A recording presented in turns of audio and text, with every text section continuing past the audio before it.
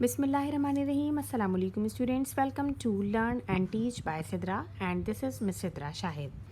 Students आज हम second year chemistry का बहुत important topic nomenclature of complex compounds पढ़ रहे हैं या नॉमेनक्लेचर ऑफ इनऑर्गेनिक कंपाउंड्स भी इन्हें कहा जाता है। स्टार्ट करते हैं। इसके कुछ रूल्स होते हैं। नंबर 1 रूल है order of naming ions. Order of naming ions में क्या है? Cations are always written first then anions. देखें इस तरह का कॉम्प्लेक्स कंपाउंड आता है हमारे पास, ठीक है। उसके दो पार्ट्स हैं इसके। ये एक एग्जांपल है जिसके दो पार्ट्स हैं। इस वाले पार्ट को कह रहे हैं कैटाइन और दूसरे को कह रहे हैं एनाइन। जब इसका नाम लिखना शुरू करेंगे तो कह रहे हैं कि पहले कैटाइन लिखें, तो पहले किसका नाम आएगा? पहले इस वाले पोर्शन का नाम आएगा, ठीक है। इसके बाद क्या कहा जाता है? There should be space between name of cation and anion. जब इन दोनों का नाम लिखेंगे ना तो इसके बाद थोड़ा सा स्पेस देंगे, फिर इसका नाम लिखेंगे, ठीक है। कैटाइन और एनाइन इन दोनों के नेम्स के बीच में थोड़ा सा लिटिल डिस्टेंस होगा। Some complex compounds are neutral means they do not have cations and anions. कुछ कंपाउंड्स ऐसे होते हैं जिनमें कैटाइन्स भी नहीं होते और एनाइन्स भी नहीं होते और उनको हम क्या कहते हैं? न्यूट्रल कंपाउंड्स कहते हैं और उनका नाम के बीच में कोई स्पेस नहीं आता। न्यूट्रल कंपाउंड्स कैसे होते हैं इसकी भी एक एग्जांपल मैंने आपके लिए लिख के रखी है। ये देखिए, इसके राइट और लेफ़्ट साइड पर कोई भी कैटाइन या एनाइन प्रेजेंट नहीं है, सही। कोई भी यहाँ पर राइट या लेफ़्ट साइड पर कुछ भी प्रेजेंट नहीं है, तो इसे हम कह रहे हैं कि ये किस तरह का कंपाउंड है? ये एक न्यूट्रल कंपाउंड है। So it is a neutral compound and there will be no space between their names. They are one word compounds, ठीक है। रूल नंबर 2 पर हम आते हैं। Names of ligands.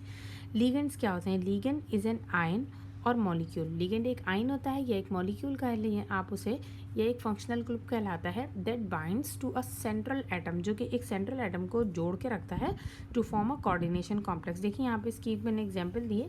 ये एम को ये सारे एल जो हैं वो बाइंड किए हुए हैं, तो इन एल को हम क्या कहेंगे? ये लिगेंड्स हैं और एम जो है वो मेटल है, ठीक है स्टूडेंट्स। अब इनके जो नाम देने का तरीका है वो मैं आपको बताती हूँ। इस एग्जाम्पल में 2 लिगेंड्स दिए गए हैं। ये एक अमोनियम लिगेंड है और एक दूसरा क्लोरो लिगेंड है, ठीक है। इसके बाद एक और इसकी एग्जाम्पल मेरे पास मौजूद है। कोबाल्ट है, उसको किस किस ने बाइंड किया है? NH3 NH3 NH3 NH3 NH3 NH3, इन्होंने इसको बाइंड किया हुआ है। तो इसमें भी 2 हमारे पास लिगेंड्स हैं। ये इसी की मिसाल है। ये जो यहाँ पर इधर मैंने दिया था ना, इस तरीके से लिखा हुआ है, तो ये एक एग्जाम्पल मैंने थोड़ा सा अच्छी तरह और आपको समझाने के लिए इस तरह लिख दिए ताकि आपको समझ में आ जाए, ठीक है। Complex compounds have ligands. Complex compounds में क्या होते हैं? हमें बताया कि हम कॉम्प्लेक्स कंपाउंड्स ही तो पढ़ रहे हैं, उसमें हमने बोला कि लिगेंड्स होते हैं और लिगेंड्स आर ऑफ 3 टाइप्स। इसकी 3 टाइप्स होती हैं, positive, negative and neutral. Sorry, positive ligands जो होते हैं इनकी एग्जांपल्स थोड़ी कम होती हैं, ठीक है। और if there is positive on an O, एक एग्जांपल दी गई है कि अगर एन ओ के ऊपर पॉजिटिव चार्ज होगा तो हम उसे क्या कहेंगे? नाइट्रो सोनियम।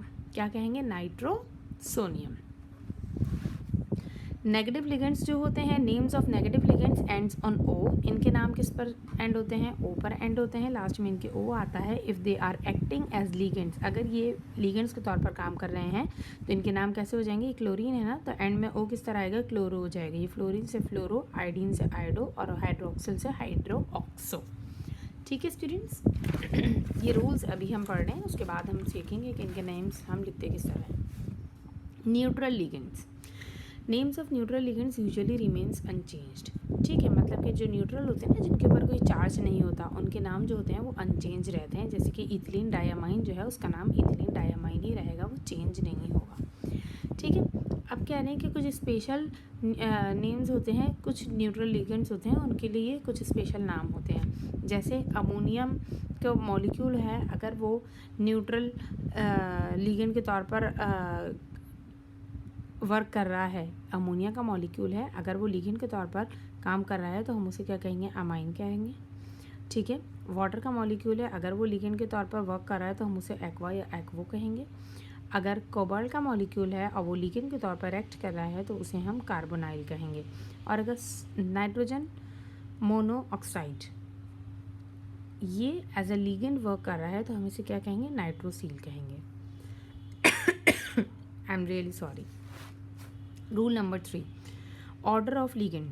ऑर्डर ऑफ लिगेंड किस तरीके से हो सकता है, मतलब कि उन्हें लिखेंगे किस तरीके से, पहले क्या लिखेंगे फिर कौन सा लिखेंगे। देखिए इसमें दो कन्वेंशन है हमारे पास according to old convention. Old convention यानी कि एक पुरानी जो कन्वेंशन है उसके मुताबिक क्या कहते हैं कि पहले नेगेटिव लिगेंड लिखें, फिर न्यूट्रल लिखें और फिर पॉजिटिव लिखें, ठीक है। और जो लेटेस्ट कन्वेंशन है IUPAC के हिसाब से उसमें कहते हैं कि name of ligands are written in alphabetical order, कि ये अल्फ़ाबेटिकल ऑर्डर में लिखे जाएंगे। जैसे कि यहाँ पर देखें अमोनियम है और दूसरा क्या है, क्लोरीन है, क्लोरो है, ठीक है। तो ये अमाइन लिगेंड लगा हुआ है यहाँ पर और दूसरा कौन सा है, क्लोरो लिगेंड लगा हुआ है, ठीक है। तो इसमें क्या करेंगे, अल्फ़ाबेटिकल ऑर्डर को कंसिडर करेंगे।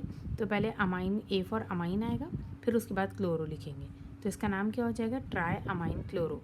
और एक और बात जहन में रखने की है कि मोनो डाई ट्राई, ये ट्राई इसलिए लगा है कि यहाँ पर 3 है, ठीक है। मोनो डाई ट्राई वगैरह लिखते हुए हम अल्फ़ाबेटिकल ऑर्डर का ख्याल नहीं रखेंगे, बस हम वो जो हमारा एलिमेंट है यहाँ पर बीच में जो लिगेंड लगा हुआ है वो किस वर्ड से आ रहा है, वो किस लेटर से स्टार्ट हो रहा है, उसका ध्यान रखेंगे, ठीक है।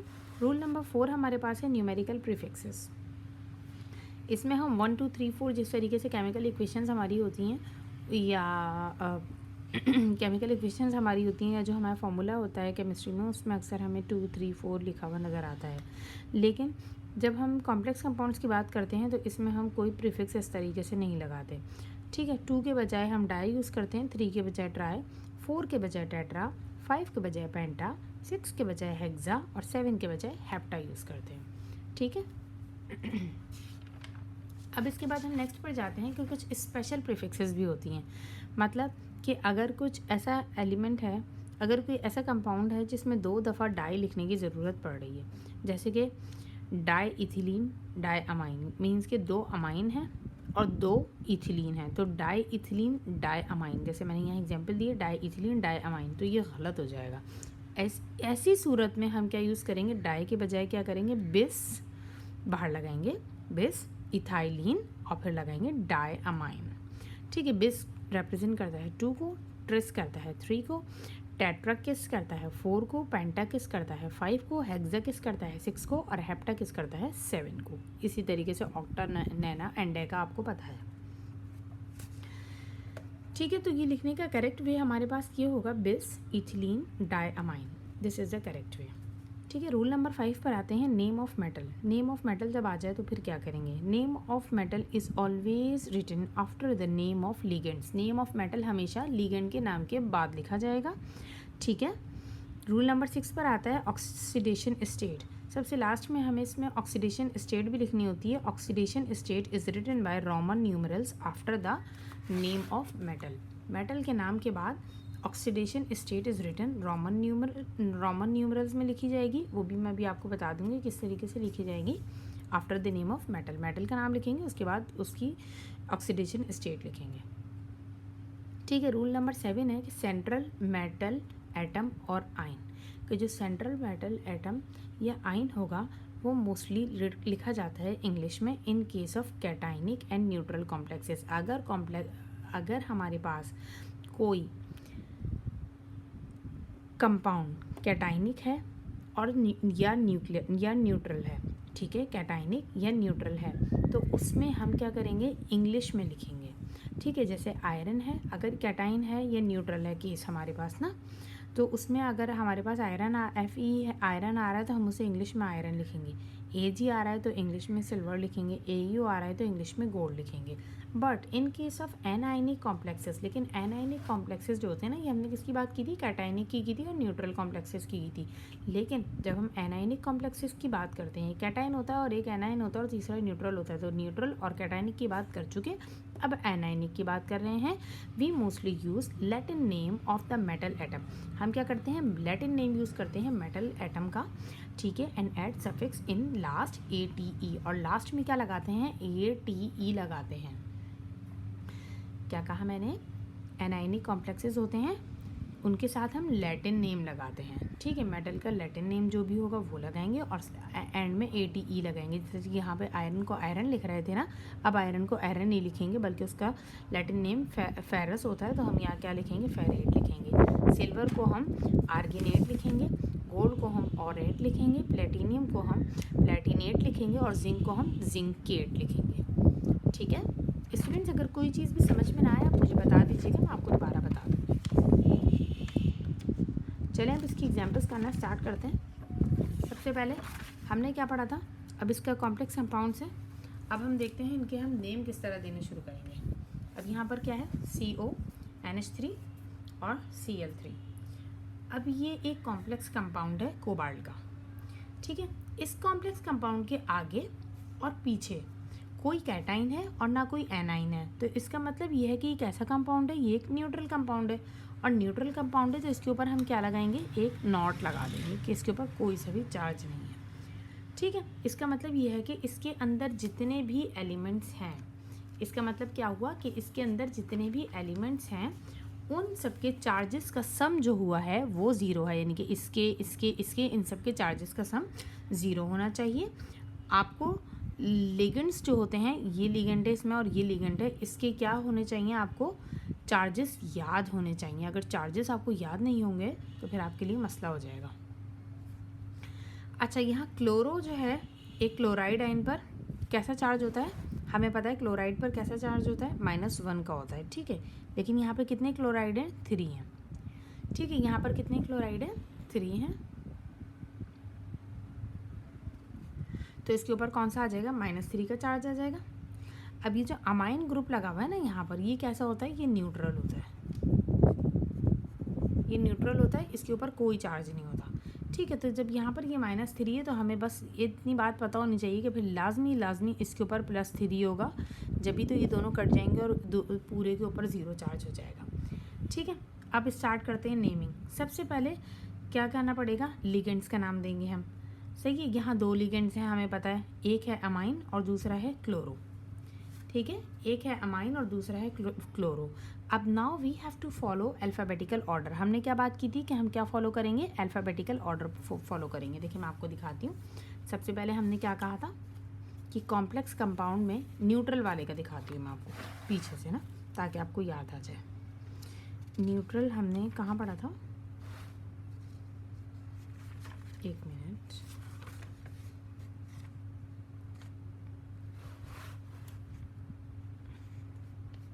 देखें न्यूट्रल में हमने बोला था कैटाइन और एनाइन नहीं होते। ठीक है, उनके नेम्स जो हैं वो उनके नेम्स के बीच में कोई गैप नहीं होगा, कोई स्पेस नहीं होगा। ठीक है, ये हमने बात की थी।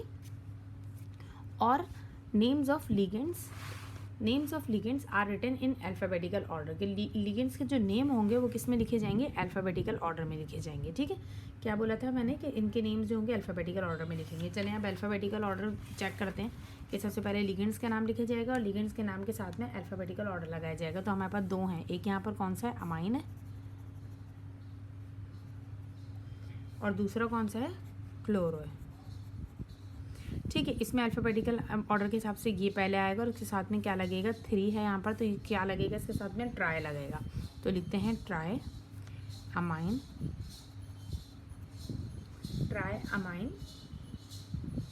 और क्लोर। अब क्या लगाएंगे, दूसरा लिगेंड लगाएंगे, उसमें कितना है, 3 है, 3 क्लोरो, यानी कि ट्राई क्लोरो। लास्ट में क्या बचा हमारे पास, कोबाल्ट, बीच में कोई गैप नहीं आएगा। ठीक है, और कोबाल्ट के ऊपर कितना उसका वो है, ऑक्सीडेशन स्टेट 3 की है।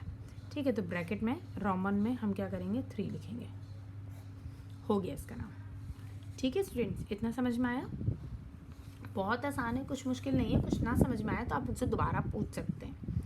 ठीक है, ये वीडियो बहुत ज़्यादा एक स्टूडेंट हैं, उन्होंने रिक्वेस्ट की है बार बार, जिसकी वजह से मैं सारी वीडियोस को छोड़कर पहले की ये वीडियो मैंने बनाई है। और भी बहुत सारे बच्चों की रिक्वेस्ट आ रही हैं वीडियोस के लिए।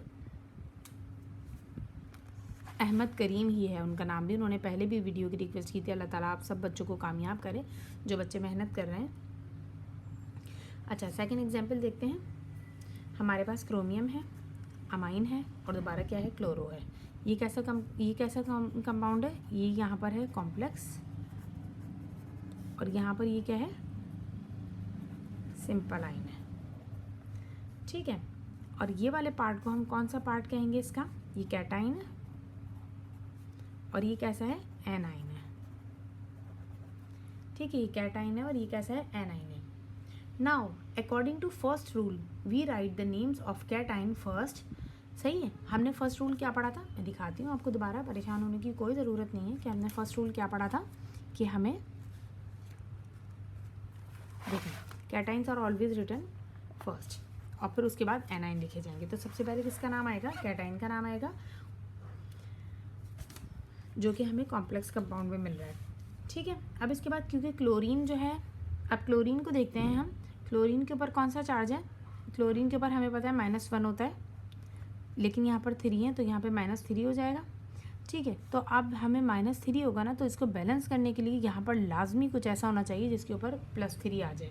इस पूरे के ऊपर हमें पता है इसके ऊपर कोई चार्ज नहीं होता, ये तो 0 है, तो वो +3 किसके ऊपर होगा, वो +3 इसी के ऊपर होगा, क्रोमियम के ऊपर होगा। ठीक है, तो अब हम इसका नाम बहुत ईजीली लिख लेंगे। यहाँ पर एक ही लिगेंड है, जो कि लिगेंड कौन सा है, वो हमारा ये है। ठीक है, अमाइन ये लिगेंड है, और NH3 जो कि न्यूट्रल भी है। हाँ, ये NH3 जो है वो हमारे पास न्यूट्रल है, इसलिए क्रोमियम पर लाजमी मैंने आपको बताया कि कौन सा चार्ज होगा, +3 का चार्ज होगा। ठीक है, अब सबसे पहले कैटाइन का नाम लिखें। देखें कैटाइन कौन सा था इसमें, सबसे पहले हमने कैटाइन का नाम लिखा। क्या है कैटाइन में, हमारे पास अमाइन है। ठीक है, अमाइन है, और अमाइन में ये कितने अमाइंस हैं, 6 है ना, तो हम क्या लिखेंगे, हेक्सा अमाइन,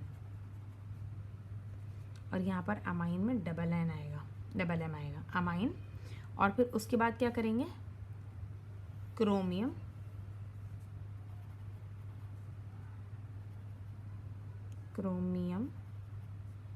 ठीक है, और क्रोमियम के बाद, क्रोमियम के ऊपर उसकी कितनी वो है, ऑक्सीडेशन स्टेट उसकी 3 है। ठीक है, और उसके बाद ये बाहर क्लोरीन लिखा हुआ है, क्लोराइड है ना, तो इसको हम एज एनोड, एज एनाइन, इसको हम क्या करेंगे, क्लोराइड ही उसी तरह लिख देंगे। ठीक है स्टूडेंट्स, ये भी इसका नाम हो गया। मेरे ख्याल से आप लोगों को समझ में आ गया होगा। अगर कुछ ना समझ में आए तो आप मुझसे पूछ सकते हैं दोबारा, और इसकी मैं और भी एग्जाम्पल्स करवा दूँगी। ठीक है स्टूडेंट्स, अच्छी सी प्रिपरेशन कीजिए, मेरे चैनल को सब्सक्राइब कीजिए, वीडियोस को लाइक कीजिए, कमेंट कीजिए। अल्लाह हाफिज़।